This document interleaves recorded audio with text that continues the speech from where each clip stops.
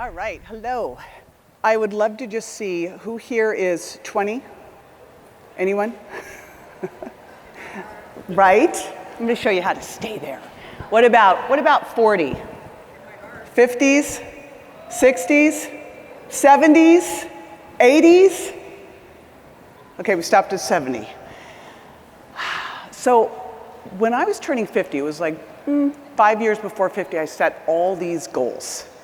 I got all fired up for it. And I get to 50, and the funniest part of 50 is my 50th birthday party was down in South Beach, and 4 of my favorite hormone docs put it on, including Dr. Sarah Gottfried, Dr. Anna Kabecka, which when you're turning 50 and estrogen's dumping, like being surrounded by that, I was a lucky girl, right? But at 50, I hit all those goals. And then I just started this coast where I kind of started to feed into this narrative. And I had a mentor early on in life, and she said, you have to tightly manage your environment. You have to manage who you hang out with. You're the average of the people. You have 5 people you hang out with. We've all heard that.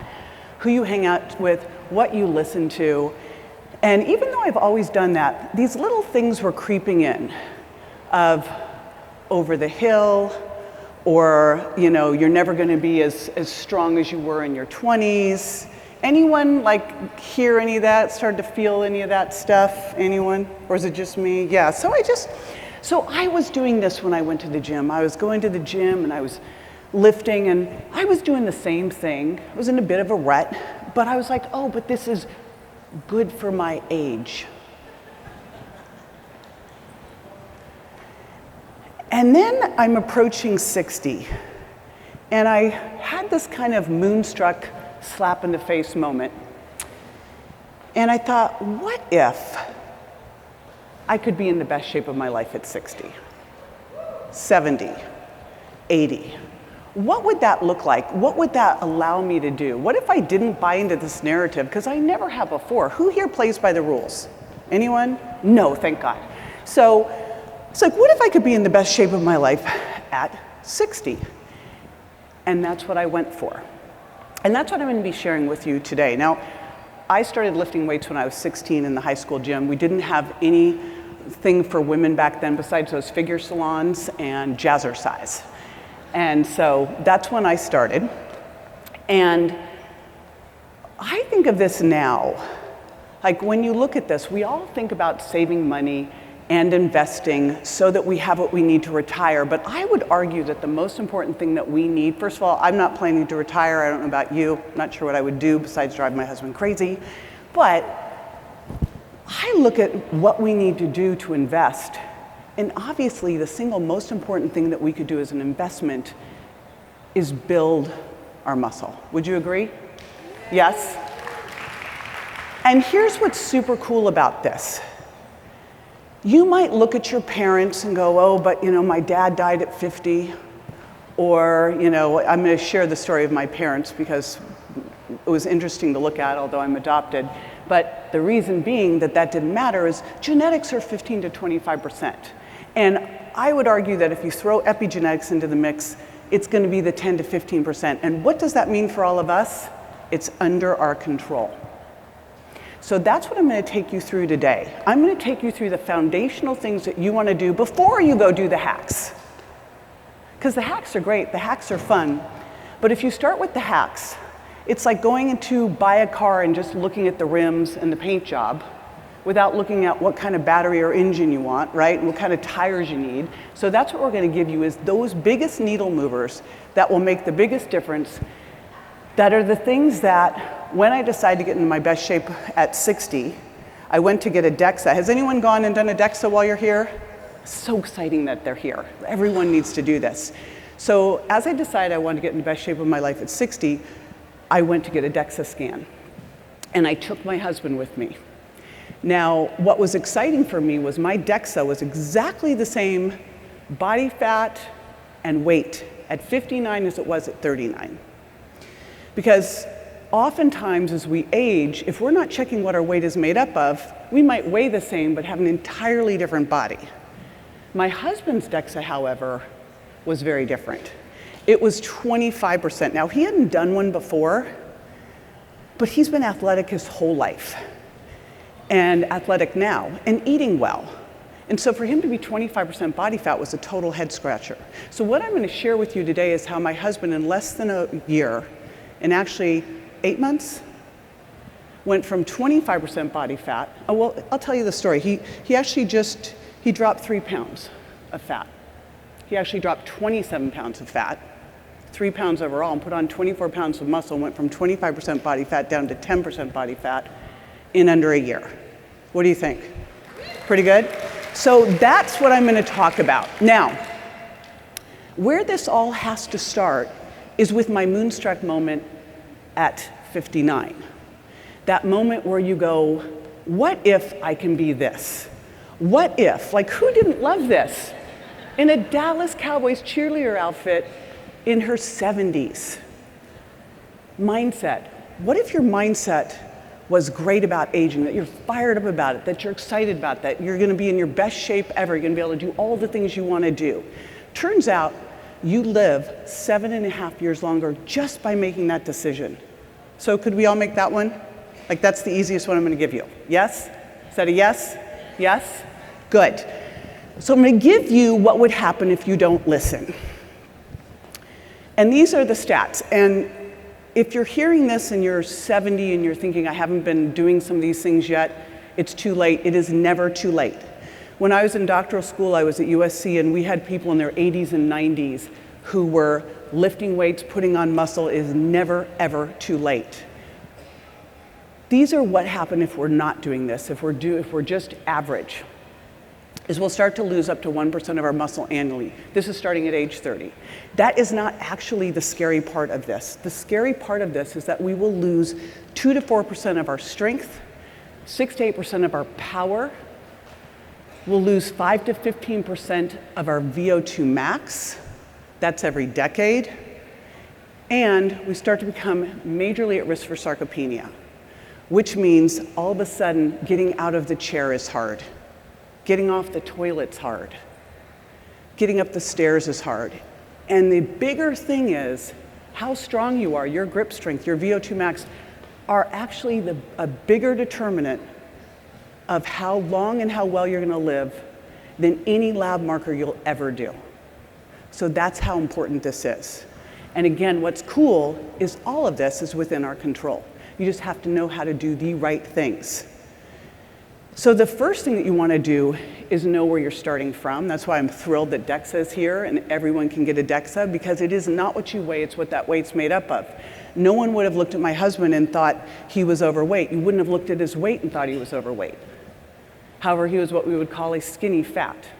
He didn't have enough muscle, he had a little too much body fat. The only way we knew that is we went and did a DEXA scan. And when we did the DEXA scan, we were looking for some very specific things. Now, most people are like, I want to know body fat. But what you really want to know, just like you want to know what your weight's made up of, you want to know where your body fat is. Because while you might not like body fat on your thighs, that's not the problem fat. It's the visceral adipose tissue that's problematic. And you want that to be 10% or less of your overall fat, and you really want that as close to zero as possible. And then, of course, you want to know you've got fat-free mass, and within that, skeletal mass. And so what you're looking for in your report is something called your appendicular lean mass index or your appendicular skeletal mass index. And in all of these things, you want to be way above average. You want to be at the top percentiles of that. The other thing you can get from this is a predicted BMR. But again, it's predicted. Now, I think we should be doing a DEXA every 6 months. Obviously, this isn't something you can track on a daily basis, but we need to be doing this daily to see the trends. So at home, I have people use a bioimpedance machine. These are based on total body water, which makes them not that accurate. However, we're looking for relative change over time, not what it is that day. Has anyone ever got on the scale, thought they had a really good day the day before, like they ate perfectly, all they ate were sardines? Then they exercised and they got on the scale and they're like 3 pounds up. Has that happened to anyone? Right? So we can't look at it day to day. We do this, and I love the scales now because they'll go straight into a Bluetooth, and you can just get it trending and look at the chart and say, Am I improving? Is my total body water going up? Is my body fat going down? Am I holding on to or increasing my lean body mass? The other thing you'll want to do weekly is a tape measure for your waist and your hips, and do a waist to height and a waist to hip ratio. And there's a Bluetooth one of those too called Renfo. Now, when you look at making these shifts, and again, I talked about that I'm going to introduce you to 3 biggest rocks, the 3 pillars. And the first one is changing what's at the end of your fork. And if I was going to look at the thing that's going to make the biggest difference initially, not long term, but initially, it's changing what's at the end of your fork. And the first thing you're going to do when you do that is you're going to start by tracking. Just like you saw your starting point with what you weighed and what your weight was made up of, you start tracking. I love the Chronometer app, it's free. You're doing this just to do a little macro audit. What am I actually eating? It turns out that even dietitians underestimate what they eat by as much as 25%. So when I have people track what they're eating and it's a non-negotiable, I have them use a food scale and track and actually weigh those things in.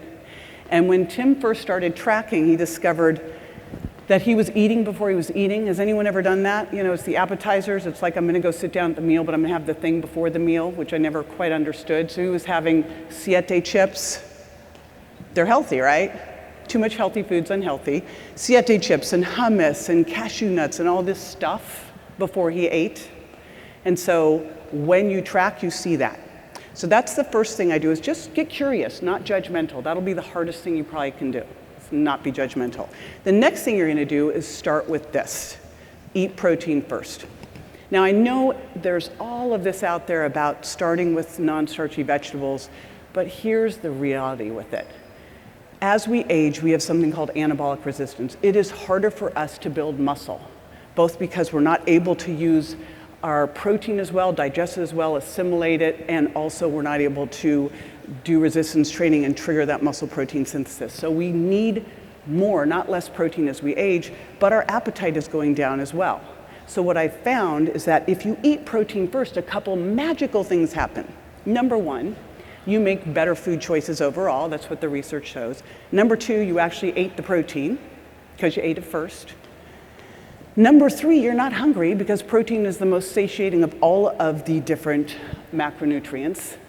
It's also more satisfying because there's a theory called the protein leverage hypothesis that's now not a hypothesis anymore because it's been shown that we will eat in order to get our essential amino acids. And so we'll overeat if we're eating more carbs and fat in order to try to get enough of them. So if we just start with protein, we're satisfied, we're satiated, and we got the bonus of the thermic effect of food because of all the macronutrients, fat has a tiny little thermic effect, less than 3%, carbohydrates 5 to 10%, protein somewhere in the 20 to 30%, probably because we have to go through muscle protein synthesis.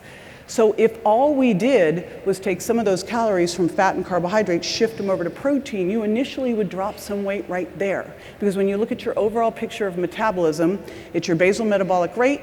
The biggest way you can change that is to have more muscle. It's your activity, which we're going to get to, both exercise and non-exercise activity. And it's the food you eat. So this is how you can shift that one in your favor. So then the next big question is, well, how much protein do you need? And the way I dose it is 0.7 to 1 gram per pound of target body weight. What's that weight you really want to be at? And I have a little hack here.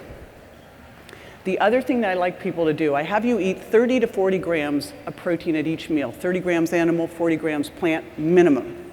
And that is to get enough of something called leucine. It's an essential amino acid that needs to be at a high enough amount, especially as we age, to trigger muscle protein synthesis, and to get at least 100 grams overall. But if you are trying to do something called recomping, if you're trying to lose fat while holding onto or building muscle, you'll actually need more. And so the little hack is to, before your breakfast, before your dinner, also have 5 grams or more of essential amino acids. And that will help make sure that you get this. I have a Eat Protein First challenge, which will take you through all this. It has a calculator in it. It will take you through a meal plan to do this. So this is a week-long program. Show you exactly what you need to do to it. And what's interesting with this when people go through this is what they find over that first week is not hungry, cravings are gone, better energy, drop a little weight just by focusing on this one thing. And I always like to start with one thing at a time because I find quite often we get super fired up, you walk out of this event, you have all these things you're gonna do, and then you get overwhelmed and you do nothing, right? So this is the place I would start. From there, and I do need to do a little thing here. I would imagine we probably don't have many vegans in the audience. Probably not. There's usually one or two that have the questions. Are you calling her out? It's like vegan shaming. I've never seen this happen before. Oh, okay, that's not a vegan.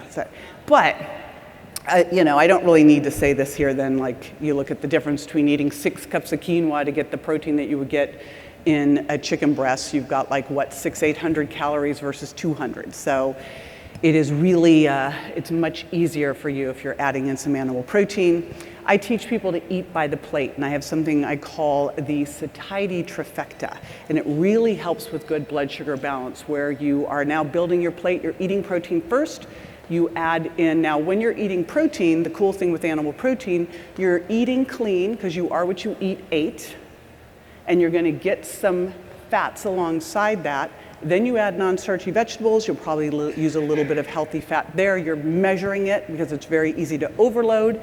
And then you get you get some fiber from non-starchy vegetables, maybe slow, low carbs, a little bit of fruit, or you might just be more keto and you're just doing your protein, your fiber from your non-starchy vegetables, your healthy fat. But again, that gives you really nice, slow blood sugar, sustained blood sugar. You avoid the spikes that Annette was talking about. So you heard in the last talk, which was awesome, about the issues with fructose, and Rick Johnson. And I am also a big fan of Rick. I worked with his work when I was writing Sugar Impact Diet. And I was recently interviewing him, and he told me something I'd never heard before, which is mind-blowing. So we know that if you're dehydrated, it can raise cortisol, it can lower metabolism. We need it to detoxify well, it's good for satiety. But it turns out that if you're mildly dehydrated, it doesn't take a whole lot. But if you are dehydrated, your body can actually take glycogen, glucose stored in the liver, and convert it through that polyol pathway to fructose and store it as fat, like a camel. And that's the reason for it. Because when you burn fat, you free up water. So if you are dehydrated, you will not be burning fat, you could be storing fat. So one of the biggest things you gotta make sure that you're doing is hydrating well, and your baseline is half your weight, half your body weight in ounces, and then adding, based on exercise, ½ ounce to an ounce per minute of exercise. And of course, if you're in a climate like this, increase it up. The other part of this is eating by the clock. Now, is it just me, or does this whole idea of intermittent fasting, eating in a 12-hour window, seem like a really weird thing? Because isn't that how we're supposed to be eating, right? Isn't that normal eating? Eating within a 12, like when I was growing up, you ate breakfast an hour or two after waking up. You ate dinner like 3 to 4 hours before bed. You ate within a 10 to 12-hour window, and now I'm an intermittent faster. But I think that just should be normal eating. So that's where I always start with people is, shut the kitchen down 3 to 4 hours before bed. That does not mean go to bed later. Let yourself wake up in the morning. Get your pancreas waking up so it's ready to secrete insulin. It's just waking up in the morning. Don't get up and pound food, and I'm sure this group doesn't do that. Give yourself, I think about 2 hours is good. If you want to compress your eating window, I personally like a little bit earlier at night rather than going late. And really eating during the circadian rhythm like Dr. Sachin Panda talks about. So diets are tools.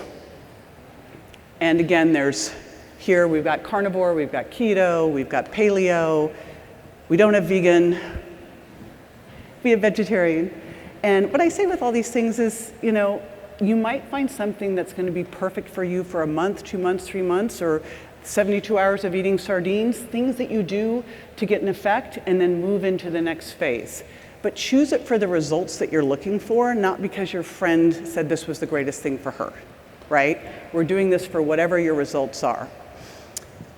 Now the next piece of this, the next pillar, and I always say if this was a drug, it would be the most widely described drug there is, because when you look at the 12 hallmarks of aging, this one hits every single one of them, and that's exercise. The challenge is exercise could be Tai Chi, it could be sprinting. It's all of these different things. So we're going to unpack what's going to make the biggest impact on powerful aging, because when I talk about powerful aging, I chose those words carefully. I talked at the beginning about the fact that as we age, we lose power the most because we're losing more of what's called our fast twitch muscle fibers. We have slow twitch muscle fibers. They're helping me stand up right now, doing this. If I were to do this, that's fast twitch, right? As we age, we lose more fast twitch than slow twitch. And here's the thing. We have these muscle fibers in between that can become slow twitch or become fast twitch. If as I age, I start to buy into that narrative that, oh, you know what, take it easy. You should do your exercise only in a chair. Because God forbid you'd have to get out of the chair, right? You should just walk, just go gentle. If you do that, all you're doing is losing more fast twitch. You're creating more slow twitch. You're making that percentage worse, not better. So if anything as we age, we need to really focus on the things. We need to prioritize the fast twitch. But just like we talked about with food, you got to know your starting point. And your starting point here is that you want to know your grip strength. There is a little unit on Amazon, it costs like $30. It's called a hand grip dynamometer. And you can test your grip strength and it will give you the norms for your age. Of course, you don't want to be the norms for your age. You want to be like the woman in the front who said, I'm 20. Those are the norms you want. The other thing you can do is push-ups. I think like in the perfect world, you would go to the doctor's office, you would have to do push-ups.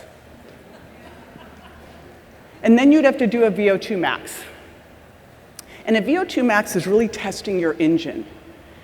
How much air can you use in the maximum effort? How much of that air can you bring in so that you can bring it into your lungs, you can bring it into your blood, and you can bring it into your mitochondria, and you can make energy? How much? That's VO2 max. That of any of these things, like when you put these things together, push-ups, balance, VO2 max, these things are the biggest predictors of how we're going to live, of all-cause mortality, and yet they're just not even talked about. You've probably seen like there's all these balance challenges now going around online, but a balance test is as simple, and I'm in stilettos, so this is a double balance test, but it's as simple as doing this, and closing your eyes. And it seems really easy, it is not. And then of course, body composition. So really easy to do these things, and you want to do these things because when you're working to put on muscle mass, it is seriously like watching grass grow. It is not a fast thing. I hear so often this from women, never from men, when I talk about building muscle and taking creatine and adding protein, what do you think they're concerned about? Any clue? Getting too big. I've never once, I've been doing this for 40 years, and in 40 years, I've never had a client get too big lifting weights.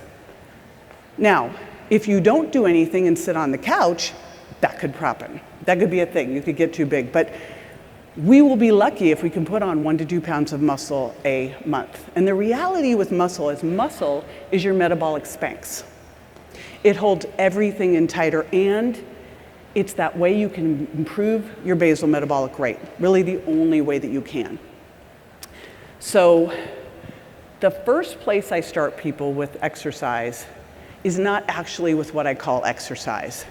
The first thing that I have people do, and I don't know if you've seen the recent studies where they show that if you work out 3 times a week for 30 minutes and sit the rest of the time, you basically erase your workout. I start people purely with activity, of making sure that you're getting in that 8,000 to 12,000 steps a day. When you look at all of the research, somewhere around 8,600 Plus is this beautiful place where you get the biggest bang for your buck. That does not mean don't walk more. I think you should walk as much as possible. They did a study where they looked at two groups. One group was told to walk 12,000 steps a day. The other group was told, walk 12,000 steps a day, but 3 times a week. Add a little intensity. And so 3 times a week, 30 minutes, that's all they had to do was add some intensity. They had changes in waist circumference, changes in body composition, changes in blood sugar, just by doing that alone. So what I have people do first is just start to track. Like right now I'm pacing the stage because I'm making sure that I'm getting my steps. That's the reality. I just pulled back the kimono. So just start by tracking. Then go, how can I increase the intensity? Now I live in Florida, there are no hills, so I have a rucking vest. So that's the next one. You can either increase your speed, add a little sprint, add a rucking vest, but add some intensity in a couple times a week. Then we start to add in the next step, which is the resistance training, which is lifting heavy things. How much is heavy? Whatever is heavy for you. When I'm starting with someone, what I like to do first is have them move, and I always say we are not training to get better at training. You are not going to the gym to get better at going to the gym. You're going to the gym to get better at life. You're going to the gym so that you will never have to go, hey honey, can you get me off the toilet? Ever. Right? So when I look at what you need to be doing for training, you need to do as functional exercise as humanly possible. Things like squats, things like dips, overhead presses, push-ups, pull-ups, bent over rows. So I've divided the body into 3 different parts. There's 4, but I'll tell you why I don't bother with the core piece. So hips and thighs, that would be things like a squat, a step up, a lunge, a deadlift. And if you were just gonna start here, like this is my 3x3 formula where I have people do it, and this is like best for building muscle. But if you were gonna do this, where I would have someone start is 3 times a week, but pick 1 in each area. Just start with a squat. And all of people say, oh, I can't do that, I have bad knees or a bad back. When I was 17, I blew out my knee. And they told me at 25 I had to have a total knee replacement. I was able to put that off till I was 52. Because of the things that I did. Because I didn't buy into the narrative of, oh, I can't do that, I have bad knees. I was like, oh, I have to do that because I have bad knee. That's why we do this training, so that we can do something in a controlled environment, so when we go out into the wild, we don't get hurt. So I would start with the squat, and then upper body pushing, push-ups, overhead presses, dips. I love overhead presses because in life, there's so many things I have to do this way, putting things into the overhead, right? The airplane. And then pull-ups, upper body pulling, bent over rows, upright rows. I love bent over rows because what do we have to do in life, right? Pick stuff up off the floor. And I'm kind of known for my arms. And I always surprise people because I go, you know, maybe once a month, if I'm bored at the gym, and I got a little extra time, I do these. I don't do them. I do pull-ups. I do bent over rows. I do push-ups. All those things work my arms, but they work everything else too, and they're so much more metabolically costly than the other stuff is. Now, you notice I didn't say core, and I'm gonna show you one of the ways that I incorporate core, but what do you have to do when you're doing this? What do you have to use? This is not a trick question. Hurry, I'm standing here. Core, thank you. I was like, are you just doing this so I have to sit there for that for a while? It's cool, I love to squat in stilettos on stage. So, and then 3 sets. There's this idea called reps in reserve. And when I'm putting someone into a program, what I like to do first is just get you doing the movement because you're teaching your muscles and your nervous system to talk to each other. Your limiter is always going to be your form, right? If your form suffers, you're done. So first you just do the movement, then you add a little weight, then you start lifting heavier. But you want to do that first because you got to get those muscles and nerves communicating before you start to really add the weight. And you want to get your soft tissue used to it, your joints used to it before you add it. Once you're there, then you crank it up. The other piece of this that I think is so important, who loves yoga here? God, I hate it. I'm so impressed with you people. But I do it because I will not do this at home by myself. Like, I'm not doing some jumping crow thing ever by myself. It's never happening. So one of the things that we started doing was looking at how we could never get into an exercise rut again. And what I realized was, you know how they say never be the smartest person in the room? Never be the fittest person in the exercise class. That's the other one. So I go to a HIIT class where literally I could have given birth to all the people in the room. And then the yoga class, like, again, they're 20, they're 30, they're doing crow, they're doing side crow, they're doing all these crazy things. That's where I go. I want to go to a place where I'm challenged because I'm so competitive that I can't stand it. So think about that as you're doing these things, is how can I continue to push myself out of this? And don't go, like at first when we were going to yoga, I will admit it, we were going to a yoga class where we were the youngest people in the class, and there were a lot of old guys. And I'm like, I am so good. I am a yogi, right? And then we, by mistake, went to the class with the 25-year-olds, and I'm like, uh-oh. And then I went, this is where I need to be. We need to challenge ourselves. We need to do hard things when we train, because then it's easy to do hard things in life. So if you're new to resistance training, here's my resistance training cheat sheet. We'll walk you through exactly how to do all of this. And a lot of this stuff, you can do this all at home as well. So I love supplements. And I will tell you that my supplement regimen that I was on in my 30s is not the supplement regimen I'm on in my 60s. Things have shifted. And the number one supplement I think that everyone 30 plus should be on, especially women because we have lower tissue stores of it, is creatine. And it is the number one thing I get massive pushback on social media because people are afraid of getting what? And you know what I say to that? Get freaking big. Get big. Get powerful, right? Like, when are you going to do this? What, are you going to wait till you're 75 and go, I think I want to get big now? No, get big now. Let's do it. But it's not going to do that for you anyway. Creatine's going to help you have more power when you work out, but it's not going to make you bigger. It also helps with cognition, it helps with skin, it helps with bone, so much good stuff about creatine. The other one I talked about was essential amino acids, and doing those before your breakfast and dinner to help with that muscle protein synthesis, kind of that protein insurance policy, because remember, we're eating protein for essential amino acids. And electrolytes, I'm sure there's some amazing ones here. That's what I take with me to the gym. I go to the gym with my electrolytes, my creatine, my essential amino acids in a big old bottle. Foundationally, we all need vitamin D3, K2, and everyone should be doing a vitamin D test, a 25 hydroxy vitamin D, optimizing to 50 to 80 NGs per ml.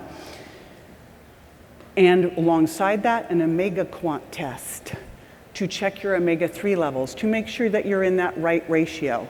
And I'll tell you something interesting about us. We might be too much on the omega-3 ratio. I was one of those people because we're so gung-ho on omega-3 and avoiding all of the 6. And remember, 6s are essential too. It's the ratio that matters and not eating those toxic, rancid fish, bad oils. Magnesium, of course, too, super anabolic. We need it to make ATP. Along with making ATP, I use NAD Plus from Qualia, along with their senolytic. Is anyone taking senolytics here? I'm so fired up about these senolytics. You've heard of zombie cells, right? So senolytics are something you take twice a month to basically get rid of the zombie cells, because the zombie cells are called zombie cells because they can actually make some of your other cells go bad. Along that, it's why we want to do autophagy. Now, the single best way to do autophagy is exercise. It's the most predictable way for us to create autophagy is exercise. The other one that I really love is urolithin A, because it does the autophagy in your mitochondria, the mitophagy. And as we age, this all slows down. We gunk up. You'll feel like you don't have energy. Your joints hurt. That's because you got gunked up mitochondria. And this is what helps clear that out. It's the autophagy in your mitochondria. And then the other one that I'm a big fan of, and you probably heard, well, collagen doesn't have all the essential amino acids. That's not the point of collagen. I think we should probably be doing about 15 grams of collagen a day just for our joint health, our soft tissue support. So that with protein powder. The final one, which I'm not going to go big into, but it's super important just to remember that we build muscle when we recover, not when we're at the gym. So you eat the right stuff, you eat protein first, you are at the gym, you're lifting heavy things, and then you recover well, both with sleeping through the night, which is why tracking is so important, and then also tracking your HRV, your heart rate variability, so you can see where you are. Like, should I push it a lot today?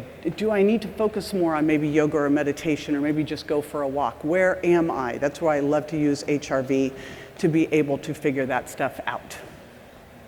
And then some of my other recovery tools that I love, we have what I call a recovery room in our house. So we have a cold plunge, we have a sauna, sunlight and sauna, and red lights. But again, that's after I've slept through the night, with the sleeping being the key thing here. So let me just do a little test. The 3 pillars. First one. You can't answer, you know all of these. Husband's not allowed to answer. Anyone? Eat protein first. Next one. Lift heavy things. Third one. Sleep through the night. Right on. There, now I'll show it to you. Now you get it. So I mentioned my parents at the beginning. And we all have role models growing up. So I have my parents as role models growing up, and role models and sort of not really in health. My dad drank like 5 martinis a night. He was super stressed out all the time. He was on high blood pressure medication. He worked like crazy. If he was lucky, he would go golf once a week. And I always think golfing is just an excuse to drink, especially, yeah, right? It's like you're riding in a cart and you're drinking. This is like anti-exercise. So that was the extent of his life. But he loved his job, even though it was super stressful. He also ate complete garbage, like just ate total garbage. And my mom would make these healthy dinners, semi-healthy dinners every night, but then he always had to have dessert, and he literally would go bring butter, put it on the cookies, have an after dinner drink. I mean, that was every night. And he always talked about having his ship come in. He was working for a company, he had stock, they were gonna sell, and then he was gonna have a boat, and life would be great, and he would have great fun, and we were all gonna do this, and we were all like, okay, the ship's coming in. My mom, we lived in a 2-story house. She did all her own housework. She did all of her own groceries, all of her own, like up and down the stairs all day long, walked every day, ate healthy, would have like a drink a night, never smoked. My dad smoked like a chimney. So, and golfed multiple times a week. So there's contrast those two. So my dad's ship comes in. And I still remember it because all he'd ever talked about was having the time to be able to golf, to be able to be on that boat. And his ship's coming in, and he is in my parents' bedroom on a hospital bed. He's gone from 220 pounds to 150 pounds. He's in adult diapers. And he dies at 70. My mom lives 23 more years. And she does what we all want to do, which is, I call it, go out like the light. You flip the light, oh, it's out. That was my mom. Like, went downhill over a month, boom, she's out. She lived it on her terms. And I always say with this stuff, it's like a choice. I learned from my dad that aging is a privilege. But I learned from my mom that aging powerfully is a choice. Which is your choice? I hope I know the answer. All right, I am ready for questions. Thank you. And do we have a mic? Yeah, there's a mic right there. Any questions? Hi, thank you so much for the talk. I started actively exercising pretty much like 7 days a week about 4 months ago. It was a lot of systemic fatigue that I have to get used to. And for the first time in my life, I have to answer the question, how do I eat more? So this is such a drastic change of lifestyle, and now I exercise like a workhorse, and I lose weight, and I can't afford to lose any more weight. Any Don't tips? tell your friends, because they won't like you. So First of all, make sure you've got an exercise program that's well designed and you're not overtraining, because you said something like I had to get used to systemic fatigue, and I'm like, oh, sometimes your body's saying, hey, take a day off. So make sure you have a well-designed exercise program that's got, like I have people do, move as much as possible, resistance train, they'll HIIT train, some yoga, but if you're doing it for a sport, then that's designed for the sport, and then we have active recovery. And this is where we actually want to be. I've been working in weight loss for 40 years, and it was always like, eat less, exercise more. And I go, we actually want to be able to eat more. We want that flux, right? We want to be exercising a bunch, so we need to eat more. And then what you're doing is, if you now track your body composition and you track your macros and you start with eating protein first, you'll be able to see what your maintenance is and what you need to be adding in, and it'll be fairly easy to do. But you have to track. Are you tracking? I tried. It's so tedious. So here's what's cool about Chronometer. First of all, put your big girl's pants on, right? Like, just get over it, when you look at things that are hard in life, tracking your food is not one of them. It's just a little learned skill, and you don't have to do it forever. If you did it for a month, you'd be good. But the cool thing with Chronometer is it learns you. So all you do is most of us are not eating a different thing every single day, every single meal. We're pretty consistent. And once you do that, you just put it in your favorites or make custom meals, and you got it. So it's not that hard. But you got to have that information, otherwise you're flying blind. Okay? Okay.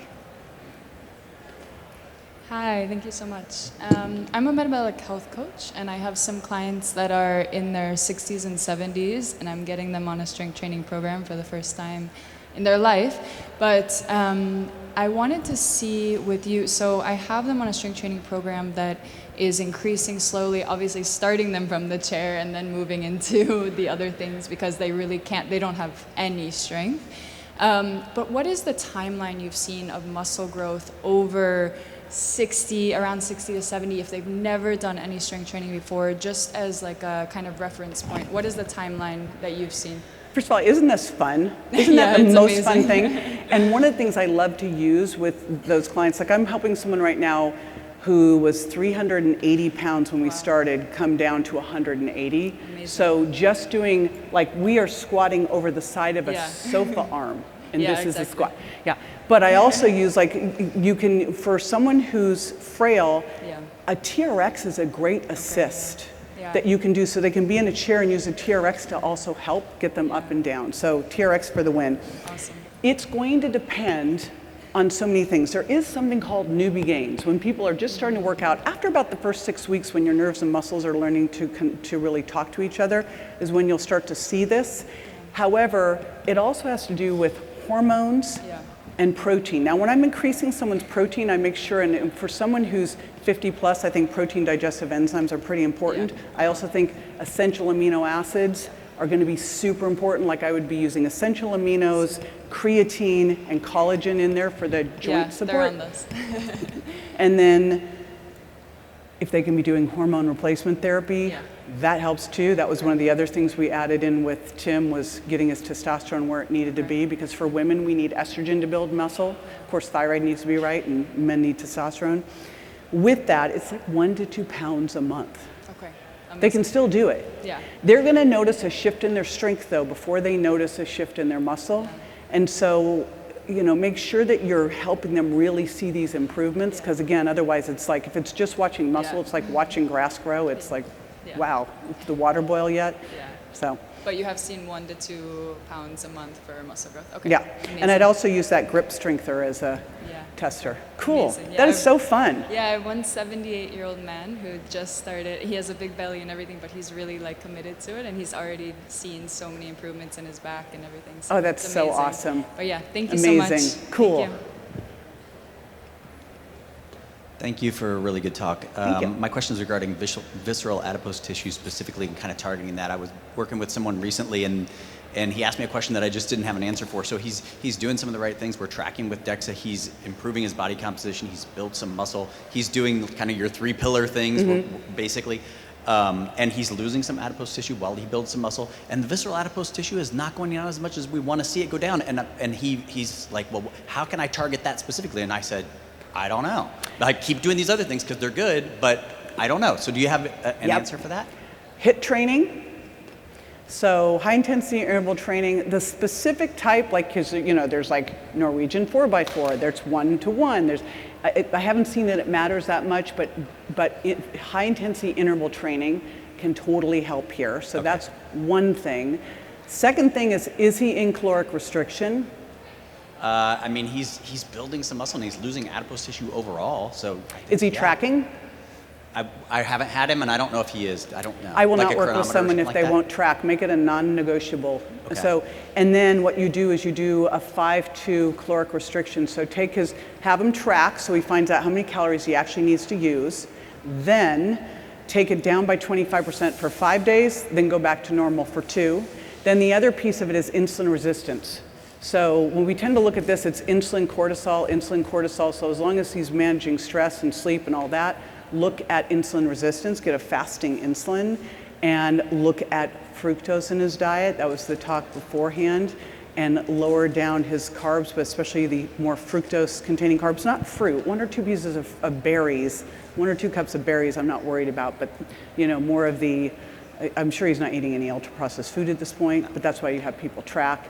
But you want to do things to help restore his insulin sensitivity. So that might be apple cider vinegar, allulose. If he was wearing a CGM, you'd see it, although fasting blood sugar is a lagging indicator for fasting insulin, for elevated insulin. But berberine, these are all things that can help improve that, and of course resistance training too. Great, thank you so much. Sure. Hi, I have 2 questions. The first is, how is your son Grant? Oh, thank you. So my son Grant, when I was publishing The Virgin Diet a couple months before, was hit by a car while crossing the street and literally left for dead in the street. He had multiple brain bleeds, a torn aorta, 13 fractures, and when we got to the first hospital, the doctors told us we had to let him die, which I told you at the very beginning that I do not follow rules and I don't really respect authority. So we overruled them, had him airlifted to another hospital at UCLA Harbor, and they were the #2 trauma center in the country, and this amazing doctor assembled a team of 5 specialty teams and saved his life. And then I had a son in a coma. And it took us, he came out of the coma in 2 weeks. I thought that he would wake up and say, I love you, Mom, but it turns out that's movies and not real life. And he literally stared off into space for weeks, and he had to learn everything all over again. How to talk, how to eat, how to tie his shoes, everything.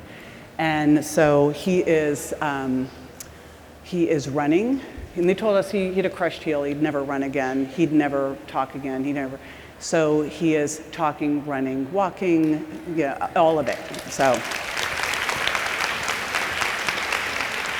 That's great, congratulations. Yes. Thank you. It took a village. Yeah, but your mindset stuff was amazing through this, so I appreciate that. And my second question is, can you talk a little bit about the Mindshare Collaborative? Sure. So 12 years ago, I kept going to marketing events, and it was funny, do you guys know who Dr. Daniel Amen is? Mm-hmm. Okay, so he helped me so much with my son Grant. I love him. I've known him for 25 years now. And I just did an interview for our Health Business Growth show, and he said, marketing is your mission. And because we were talking about how he built the Amen clinics and how he spec'd 250,000 brains and how he's done all this stuff, he goes, because I learned marketing. And what I found early on, I've been working with doctors for years, is that the smartest doctors weren't the ones that everyone was going to, that you had to learn marketing. So I started to really study marketing, and I wanted to, when the online space came, I was trying to figure out how to launch my next book and how to do all these things. I go to these marketing conferences and I'm like, and at one of them I said, how do I 10x my business? And one of the guys said, oh, you need to work with partners. I go, yeah, but there's no health people here. And so I started bringing my friends from the health conferences to the marketing conferences, and we started having lunches. And then we had a day after, and then we had a 2-day event, and then we created a mastermind. So that's what Mindshare collaborative is. It's really the people who are, Annette's a great example. She's not in Mindshare yet, I'll say, but I just met her, but she's got books, she's got courses, she's doing stuff online, she's super smart, she's very articulate. So they're the people who really have a message they want to get out in the world, and they don't want to play in the traditional system and be dictated by big food, big pharma, big healthcare, and big insurance. Great, thank you so much. Sure. So you mentioned that your supplementation has changed since you were in your 30s. I'm curious how you would adjust that list for someone in their 30s or 40s. And then also if you have a recommendation for amino acids. So I would actually keep that one the same. I just didn't know back then. Like in your 20s, but once you're starting to hit 30, this is actually when VO2 max starts to decline, muscle starts to decline, so you're actually going to be good there. I get even more concerned about things like senolytics and urolithin A, 40s, 50s, but I'd say right now I'd really be focusing on creatine, collagen, essential amino acids. I have my own essential amino acids brand. I think Ben Greenfield's Keon is here too. He's got a great one. So find one that you love that you'll use and do about 5 grams at least for the dose. Awesome, thank Sure. you. Hi, thank you so much. I just wanted to ask a quick question on the creatine. How much? Because I've seen anything from 2 grams a day to 15 grams a day to whatever. Yeah. And I took like 3 grams a day and gained 5 pounds overnight and was like, oh, I'm done. So, you know, and I know it's water, but it just messes Well, with me. but here's the thing, and I'm actually really looking right now at shifting over to creatine HCl. Right now I use monohydrate because it's the most studied. Yeah. And I'm playing around with HCl because you use such a lower dose. Here's what I would tell you. When I first started recommending, I'm like, just take it. No. What I tell people now is start with a gram. Start with a gram. See how you do. Now, we make a little bit. We get a little bit from our food, depending on, you know, what we're eating, fish, meat, etc. Cooking's going to get rid of some of it. But I'd start with a gram. Then I go to another gram. I'd make sure you're tracking on your bioimpedance scale to see what's going on, because generally that will taper off, and the fluid should be what's in your muscles, which is good. But 5 pounds overnight, you may be where you might be super sensitive. So it might be that 1 gram's going to work for you. 15 grams would be a huge guy, who's like maybe a huge vegan guy would be 15 grams. That's not you. Like you probably would be 3 grams of monohydrate or 1 gram of HCl. Okay, all right, thanks so much. Are we okay on time? No, folks, we have time for one more question, please. Old people somewhere? Okay. Hi. So nice to see you in person. I follow your podcast. And I have a question on HRV you mentioned. How do you improve it? How do I what? Improve your HRV. Okay, so I got to give you a thing first, because I was all freaked out about my HRV, and I did a podcast episode with Dr. Molly Malouf, because I'm like going, mine sucks. What is it? And I'm doing every single thing right. And because, you know, exercise appropriately, manage your stress, sleep well, don't drink, watch your caffeine, eat healthy, or all those things. But when you're tracking your HRV on your wrist or your finger, it's going to be lower than if you do a strap around your chest, like a Polar. So the thing you need to look at is I would first establish a baseline with a Polar and really see where you're at. Now that I did that, I can do it on my finger. So you might find that you're actually fine. And then you really just want to watch it to see, you know, am I overtraining? What happened here? Just like you would with a CGM to see how your meals impact you. But the things that improve it, meditation, like I've been to a lot of Dr. Joe Dispenza retreats. Anyone been to one of those? Like they're amazing. So I've been to 7. And I come out of a Dr. Joe and my HRV is like, woo! And then I come back into life and it's like back down to normal. But I'm watching, I know where normal is, and if it dumps, I'm going to look and see what's going on. So that's what you really want to use it for, is kind of your barometer. And if it is always low, that's where you want to investigate and go, what do I have going on? Because maybe you have a low-grade infection or something going on too. But it's generally those things: sleep, stress, diet, caffeine, alcohol, toxins can all play a role. Okay, is that it? Am I done? Is there a person back there? Thank you.